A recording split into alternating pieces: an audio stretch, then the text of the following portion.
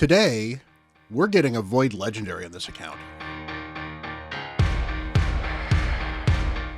Hello everyone, Bront, CatHerder here. We're having some fun talking Raid Shadow Legends, and we are here on the free to pause account, and we are getting a Void Legendary today. Hopefully more than one, but we are going to get a Void Legendary today, because I've got Lydia ready to go, and this is the time to do it during a champion chase and a fusion. And, you know, Lydia is powerful enough that she is not worth waiting for too long, so it was pretty much the next event that made sense for me to pull her. If it was the CVC that was personal rewards, I might have thought about that, but at least waiting for a fusion made sense to me because that was some extra points on the fusion, which is great. Makes the fusion just a little bit easier, although I don't think that's going to be a problem with the amount of purple shards we are going to be pulling. Clan Boss has been fairly nice to this account as far as purple shards are concerned, as far as void shards, but you know, as you can see, I don't actually have any sacreds, and I pulled a bunch of sacreds over the weekend, so that's been kind of rough. I did actually get one extra sacred over the weekend, so I got another epic of some kind. It wasn't particularly exciting.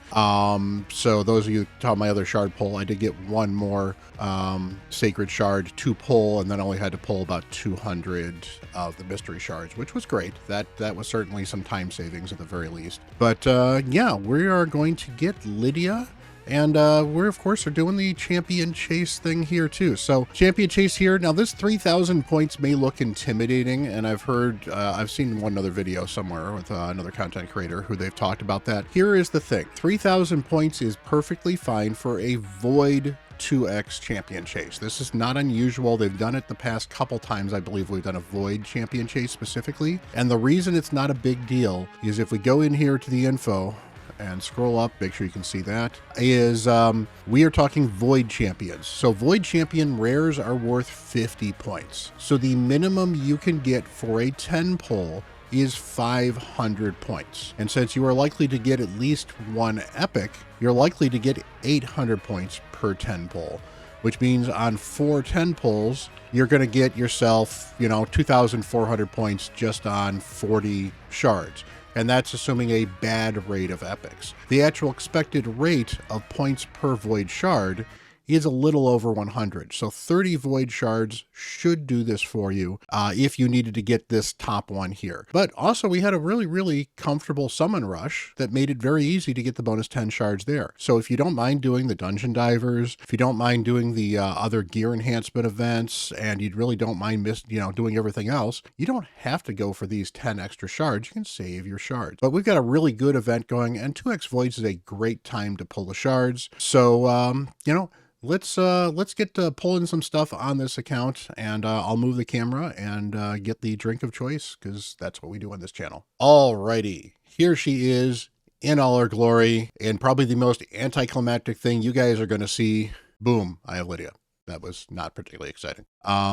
Would be nice if they cut her. I still think Raid should fix that. When you pull a champion like that, they should run out just like you summon them, because, you know, that's one of the only times you don't get that animation is when you pull them from some kind of reward. It's kind of lame. Lydia is absolutely amazing. You probably know her kit, but she's got a chance to put fear out and put and she'll increase the duration of poison sensitivity, and she will counterattack when other people get fear, stun, freeze, true fear, petrification. So basically, if the other people get CC'd, she will counterattack with this A1 and possibly fear somebody. This is both a blessing and a curse in Hydra, because in Hydra with the fear head, she can fear herself regularly if you don't have, you know, veil on her or have a Shemael to keep her clean. Now with Shemael, she's like a machine gun. It's absolutely amazing. It's pretty fun. So I recommend getting a Shemael if you can. Everyone should get a Shemael. He's good. You know, and it's worth booking because fear 100% on the A1, worth booking. So absolutely do that. A2 is the decreased defense, weaken, strengthen, and increase speed on a 3-turn cooldown when booked, 100% worth booking.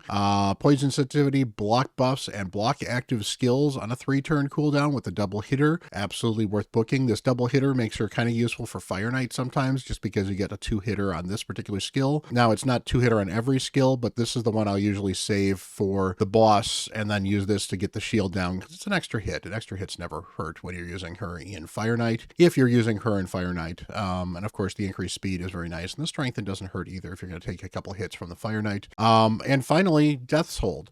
This is the one that denies the revive. Very, very good ability here. Here is a neat trick if you are short on books, is if you do not ascend her, this skill cannot get booked. So if you book her without ascending her, you can only use, well, unfortunately, it does use a lot of books. So that's 5 books there, 4 books there, and 4 books there. So that is 13 books. You can save yourself 2 books. So you can make it from 15 down to 13 to not book this ability. This ability, the book, it's not horrible to book because the 7 turn becomes more usable than 9 turns. The problem is, in general, the difference between 7 turns and 9 turns in most content is so huge where you're going to be denying revives that it rarely, if ever, comes up that those books are actually worth it. Now, if you got plenty of books, or if you're a whale and you just don't never worry about books, go ahead, book it. And if you do happen to ascend her, or you ascended her first not knowing this trick, yeah, maybe they don't land in there, maybe they do. It's not the worst thing to book. It's just the least useful part of her skill as far as books are concerned is this ability. So if you want to save yourself 2 books, try to finish booking her before you ascend her. That may be harder than you know. I know it's going to be difficult for me because if I go take a look in the tavern here quickly, I have 10 books. So I may not be able to do a full booking of Lydia, and she's certainly going to get those books pretty soon before I need to ascend her to use her in some content, and I certainly want to use her in some content. We do have a CVC coming up. I'm sure there's going to be a champion training event coming up soon, so we'll see how long I can hold off on Lydia, but Lydia is probably my number 1 priority for booking, building on this account, because she is going to take this account so much farther. So hey, I've gotten 500 points, or 650 points in fact, because legendaries are 650 points. So let's actually get to the shard pulls, because that's what you guys are here for. So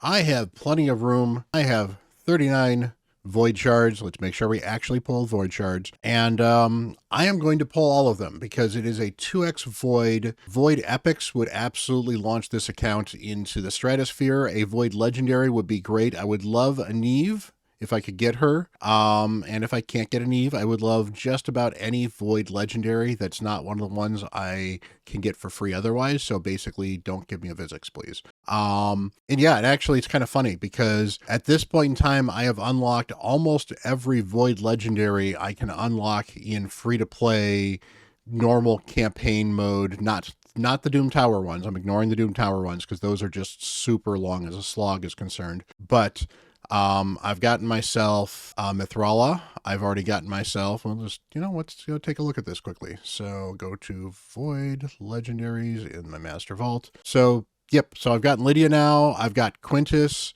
I've got Mithrala, I've got an Arbiter. Titus is the only one that was not a normal event, but of course he was a fusion, so I've got a Titus as well. And I've got Lydia here. So I have yet to pull a Void Legendary on this account. I have pulled at least 123 Void Shards. I believe the number is actually closer to 160. So we are closing in on Void Mercy on this account. So hopefully we get something absolutely cool. But on this low level of an account, this is the greatest time to pull Void Shards, and honestly, as much as I know there's going to be further events for the Soul for Crockard, and I know there's going to be possibly a chance to get the Packmaster, not Crackmaster, and we are going to still pull these shards because I believe it is going to help this account to get some of these good voids, and I don't want to be pulling these off of a 2x void if I can avoid it right now, and we're so close to Mercy that there's a good chance I should get at least one of them, but this is the best chance for me to get a void legendary, if not more, and some void epics. And honestly, there's some void rares I would absolutely love. I really, really want a Painkeeper still. I don't have a Painkeeper. I need a Painkeeper. I've got a Paragon. I've got a Bellower, I've got a Fellhound, I've got multiple Cold Hearts. I mean, God, do I have so many Cold Hearts. I feel bad for you guys who don't have Cold Hearts. I need a Painkeeper. Honestly, I need 3 Painkeepers. And if we were to look here at the fusion here, I also could use an Amarantine Skeleton and a Confessor. So I'll have to make sure I grab those guys as well. If I pull a Weregrin, that's fine, but I'd honestly rather pull these 2 so I can fuse the Weregrin, because honestly, Weregrin's not that great. Are you looking to join me and have fun playing Raid Shadow Legends? Well, I've got the link for you. Use my link down below and get yourself a free Elenarl once you get through the tutorial. Elenarl is a great legendary, does a bunch of poisons, does irresistible burns, explodes those poisons. Going to be very, very great for progressing in the early game. Great for your clan boss team. Will really, really help you out. And then at level 15, get yourself an Ugo. Ugo is absolutely amazing. She is one of the best endgame epics. She brings your block debuffs. She brings your decreased defense. She's got a heal and a cleanse. She's got leech on that A1. She is super tanky. She's got a chance to revive. Absolutely amazing epic for you. All you need to do is start a brand new account using a brand new fresh email and use my link down below. Get started in Raid and have some fun. But yeah, we are going to pull some Void Shards as we do on this channel. We are going to crack open a Pepsi. Pepsi is not a sponsor, but think of it, Pepsi. You could be. Think of all the money I could make from a sponsorship from Pepsi, and I'm sure you get something out of it too. But you know, we'll figure that out later. So you know. But Pepsi brings us some luck. Now, it has not brought us some luck lately. It's actually been pretty painful pulls. I did 100 ancients a while ago. You know, maybe I'll link that video or maybe the last video. I usually link the last shard pull video at the end of this video. And I got 10 epics on a 2x and 7 of them were duplicates. It was really painful. And then we pulled sacreds and they were mostly new, but nothing particularly exciting. So we are going to go pull some void shards, and it is time for my luck to change on this account in my shard pulls. So let's get something cool. Let's go.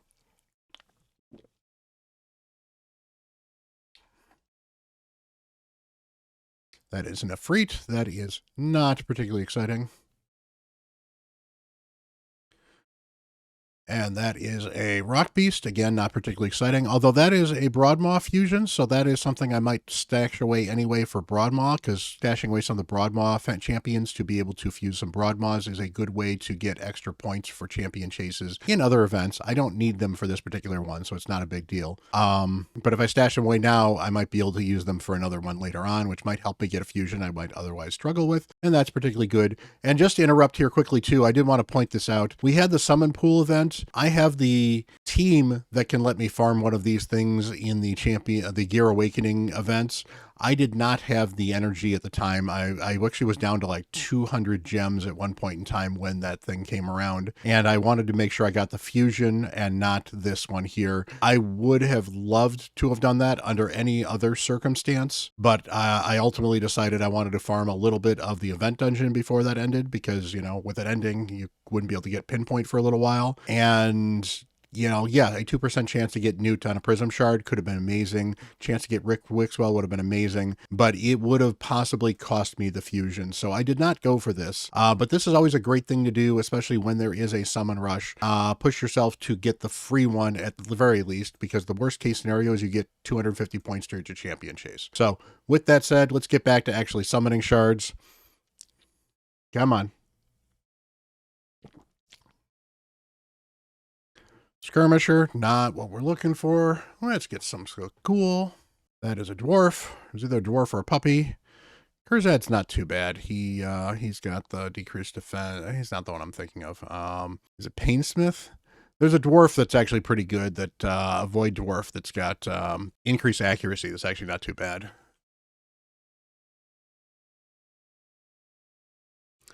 Ragemonger, no, thank you.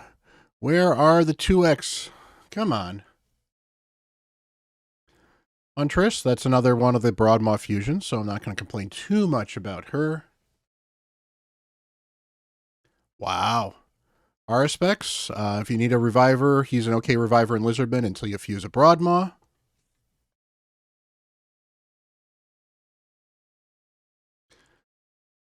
Great, now I owe Ash $1.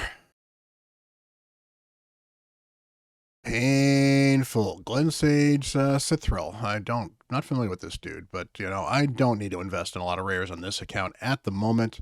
So, all right, we are back for 10 pulls. That was 9 rares on a 2x. It happens. Not fun, but it does happen. Here is to better luck.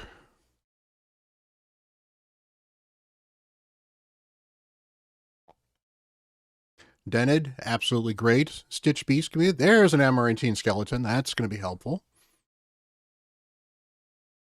Come on, there's an epic. Oh, I've already got one of her. Oh, man. I don't like this champion. I think I've got one of her. I think she's one of the few voids I actually do have. Single target, weaken. Single target, ignore, increase defense, strengthen is 20% of the target's defense. Increase the duration of all buffs in this champion if they kill somebody. Not super exciting. And then a buff with an extra turn so they can kill one target. And that's a 3-turn cooldown that is effectively a 3-turn cooldown because of the way this works, and increases of by 10 for each enemy with 50% or less. Yeah, it's not a great kit. Maybe an okay boss killer, but it just doesn't scream to be a particularly useful champion for me. So honestly, this feels like a buff, somebody that needs a buff, because they are not a good Void Epic. Come on, Polarium, let's get some good stuff. I don't know why you don't like my account. Terex, good champion. Wow, another rock beast. What are these rates? What are these rates? This is absolutely atrocious.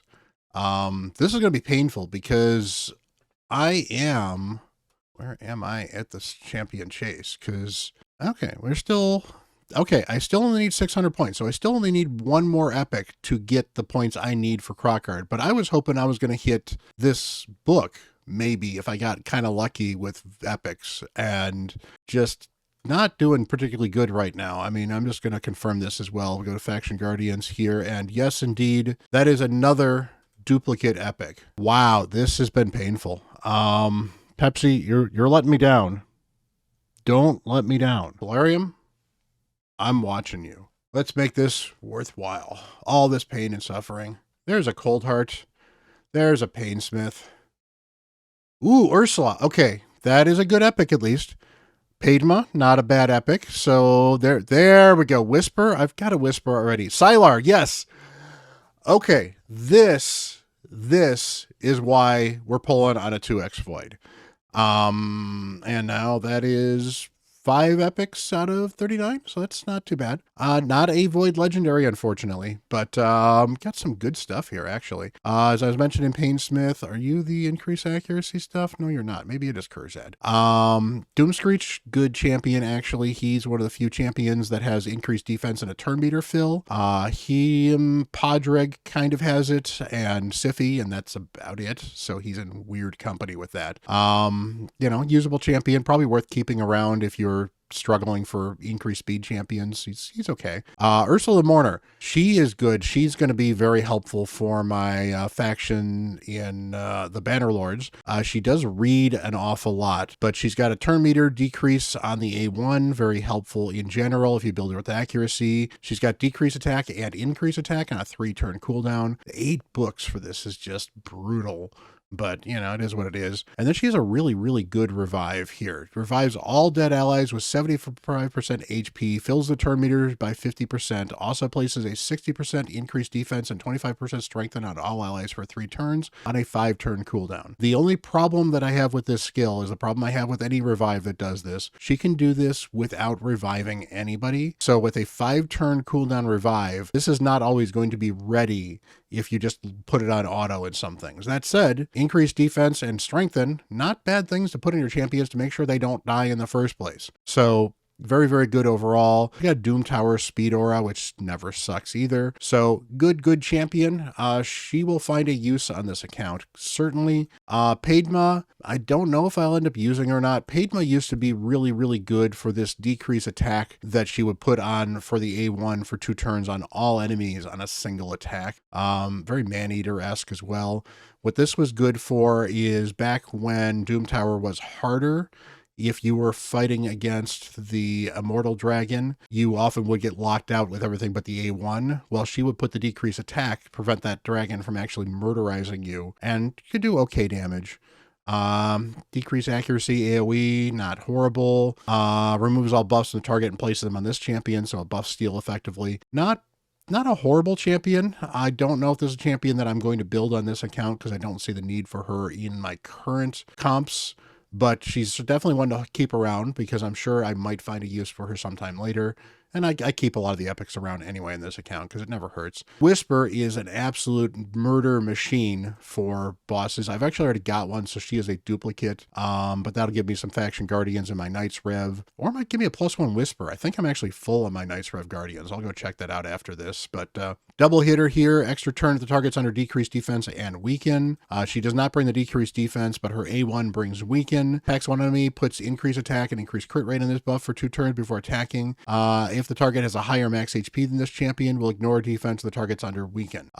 So if the target is under weaken, which of course now I have Lydia, so I can actually make that easier to happen, this just flat out ignores defense. And then she gets an extra turn here. She gets an extra turn on the passive, I think it is. 10% chance of getting an extra turn whenever this champion lands a critical hit, increases to 20% on bosses. So she is a extra turn machine with a 3-turn cooldown nuke against bosses. And overall, this just brings the weaken, and then she gets extra turns if she gets decreased defense and weaken when she attacks if the target's under that as well. So she can be an extra turn machine, which is great. So against a boss, you get decreased defense and weaken against the boss. This gives you an extra turn to move into this ability. This ability has a 20% chance to get an extra turn. This ability has a 20% chance to get an extra turn, and then you're back to this again, and you can do this, get an extra turn guaranteed, and go back to it. Absolute nuts. And if you put her in Relentless gear, well, since she already ignores a ton of defense on this one, she can still do a ton of damage for you as well. Mine's built in Savage right now just because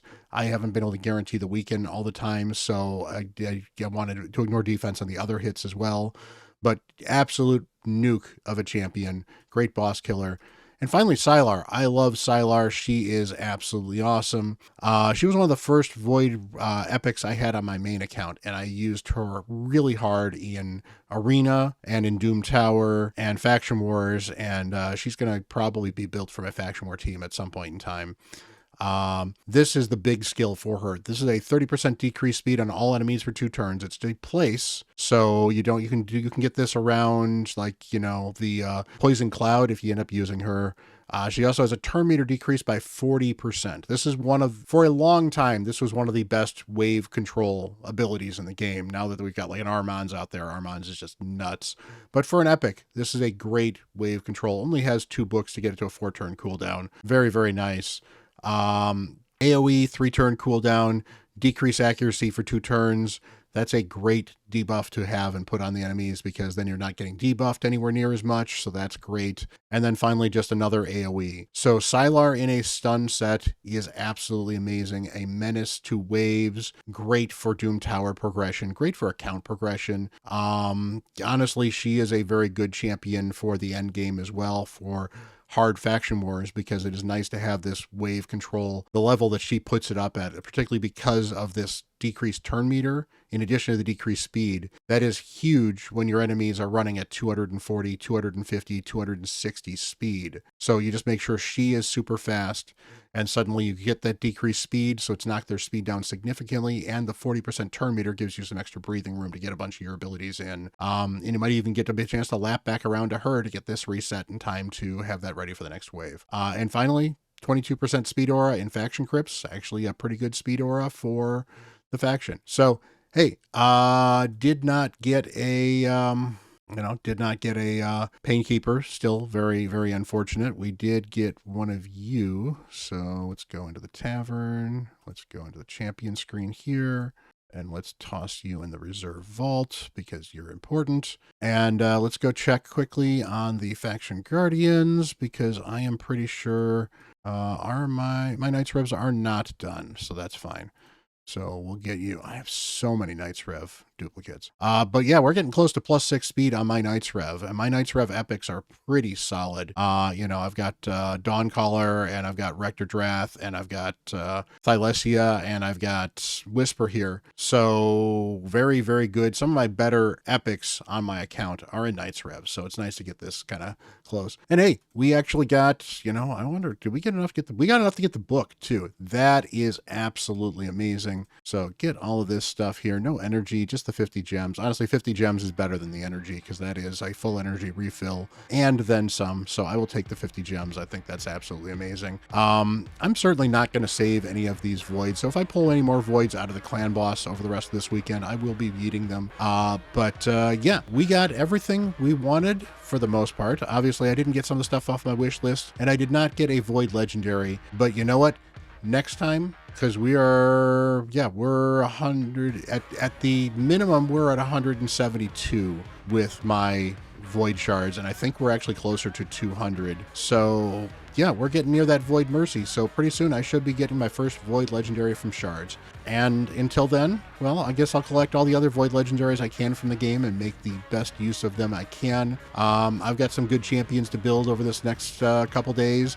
I still have my Crockard I'll be able to pull at some point in time. I am 5 fragments away from him now. Yep, I am 5 fragments away from him now. So once I finish the champion chase here, we are in great shape and I will have him. I'll have the arena I can certainly finish as well. And then finally the other event that I don't think I'm going to be able to finish, but we've got some progress here in the Dungeon Divers. But I think once I am done with the Fire Knight stuff, I am probably going to move into the Minotaur for quite a while because I want to make use of these 2x.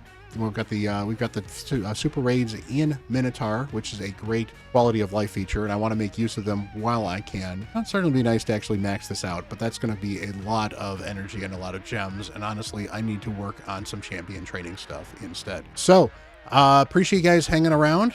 Certainly was not the most exciting shard pulls, but at least we got a big banger of a pull at the end. So hopefully your Void Shards do better than mine have been doing.